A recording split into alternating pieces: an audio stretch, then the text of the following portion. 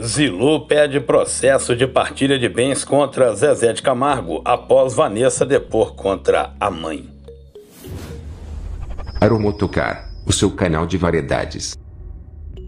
A treta familiar da família Camargo ganhou mais um capítulo nesta quinta-feira, quando a justiça determinou a vitória de Zezé no processo que a ex-mulher dele, Zilu, movia sobre a partilha de bens.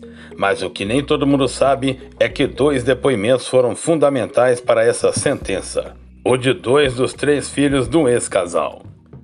A cantora Vanessa e o caçula Igor depuseram contra a mãe na ação que ela movia contra o ex-marido para anular o acordo que fizeram no momento da partilha.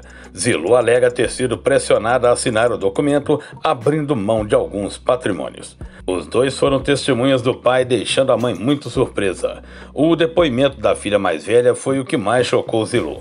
A cantora teve uma postura que favoreceu o pai durante o depoimento e chegou a desmentir a própria mãe perante a juíza, afirmando que Zilu não foi coagida a assinar a partilha, como alega no processo. Segundo a defesa, a ex-mulher de Zezé foi pressionada pelo famoso e os filhos a assinar um documento e ficou apenas com alguns dos muitos imóveis que foram conquistados nos anos de casamento. O advogado ainda alegou no processo que na época que foi feita a partilha, 3 anos após o divórcio, o sertanejo teria passado que estaria com dívidas.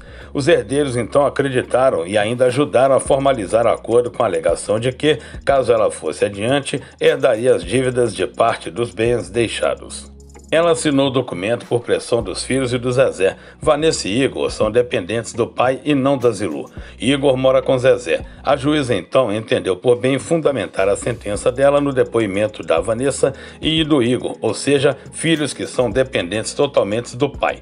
Eles não têm condições de sobreviver sem estar ao lado do pai. Eles não podem ir contra o pai. Vanessa, em seu depoimento, criou uma situação que tornou favorável ao pai dela, disse o advogado em agosto do ano passado. Depois dos papéis já assinados, Zilu começou a observar que o ex ostentava uma vida de milionário ao lado da atual Graciele Lacerda, e assim constatou que ele não estava quebrado como afirmava. Indignada, ela entrou com a ação querendo anular o primeiro acordo. Zilu usou as redes sociais na última quinta-feira, dia 8, e desabafou em relação ao processo movido por ela contra o ex-marido sobre a divisão de bens. Ela revelou que perdeu a ação e, bastante emocionada, criticou o comportamento do sertanejo e de Graciele, que comemoraram. Estou vendo rolar nas redes sociais meu ex-marido se vangloriando porque ele ganhou o processo.